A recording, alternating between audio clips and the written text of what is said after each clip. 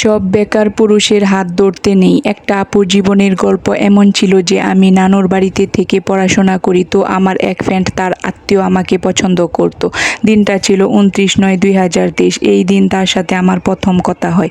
পরের দিন আবার আমার জন্মদিন ছিল, তো আমার জন্মদিনে তার সাথে দেখা করি, ঘোরাঘুরি করে আবার চলে আসি। এর কিছুদিন পর আমার পরীক্ষা শেষ করে আমি দেশের বাড়ি চলে যাব। এটা জানার পর ছেলেটা পাগলামি করা শুরু করে দেয়, হাত কেটে দেয়, ঘুমের ওষুধ খায়, আরও কত কি। তো তার এইসব পাগলামি দেখে তার বড় ভাই আমাকে বলছে তাকে বিয়ে করে নিতে, কিন্তু সে ছিল বেকার। আমিও তাকে অনেক ভালোবাসতাম। পরে আমি আমার ফ্যামিলির কাউকে না জানিয়ে বিয়ে করে ফেলি। পরে আমার মা জেনে অনেক কান্না করেছে আর বলছে আমারে কান্দায় তুই কোনোদিন সুখী পাবি না। আমিও আমার মাকে বলেছিলাম ওর মতো সুখ আমাকে কেউ দিতে পারবে না মা। আজ আমার মায়ের অভিশাপ লাগছে। বিয়ের পর 5 থেকে 6 মাস তার সব খরচ আমি চালিয়েছি। আমার শাশুড়ি আমাকে পছন্দ করতো না, আর আমার জামাই ছিল মা ভক্ত, তো তার মা সব সময় এত বউ পাগল হইস না, আরও কত কি। একদিন একটু কথা কাটাকাটি নিয়ে সে আমার গায়ে হাত তুলে। পরে আমার মা ওরে একটা কথা বলছে, আমার মেয়েটারে কখনো মাইরো না বাবা।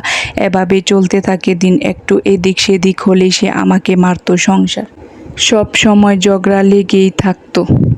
পরে আমি তার বাড়ি থেকে বের হয়ে আসি। পরে সে তার বন্ধু বান্ধব নিয়ে আমারে বুঝাইয়া আবার নিয়ে আসে। সে আমার এমন করবে না বলে, কিন্তু 1 সপ্তাহ যেতে না যেতে আবার আগের মতো হয়ে যায়।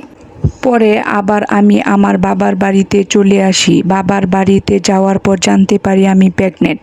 তারপর কয়েকদিন পরে তার মা বাবা আর আমার মা বাবা একসাথে বসে কথা বলে, আবার তাদের বাড়িতে নিয়ে যায়, কিন্তু আমার শাশুড়ি চায় না আমি এই সংসারে থাকি। কয়েকদিন ভালো যায়, পরে আবার আমার এই প্রেগনেন্ট অবস্থায় সে আমার গায়ে হাত তুলে। আমি তারে বলেছি, দেখো হুসাইন, আল্লাহর দোয়াই লাগে, আমি যদি তোমার কথা শুনতে পারি তুমি কেন শুনবা না? তুমি যদি আমার সাথে ভালো থাকো আমিও সবার সাথে ভালো থাকবো। তুমি আমার শান্তি না দিলে আমি কেমনে বাঁচবো?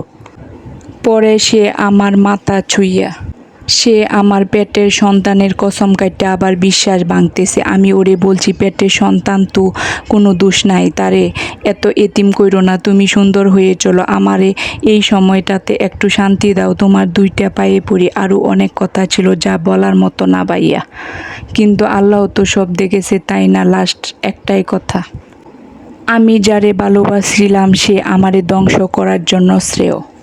আসলে ভালোবেসে কোনো নারী কখনোই সুখী হতে পারেনি। সব সময় তাদের মধ্যে একটা না একটা ঝগড়া লেগেই থাকে, যা কখনোই তারা প্রকাশ করে না। তো আমার গল্পটা কেমন লেগেছে সবাই কমেন্ট করে জানাবেন। আর গল্পটা যদি ভালো লাগে তাহলে অবশ্যই আমার পেজটাকে ফলো করে দেবেন। আল্লাহ হাফেজ, সবাই ভালো থাকবেন।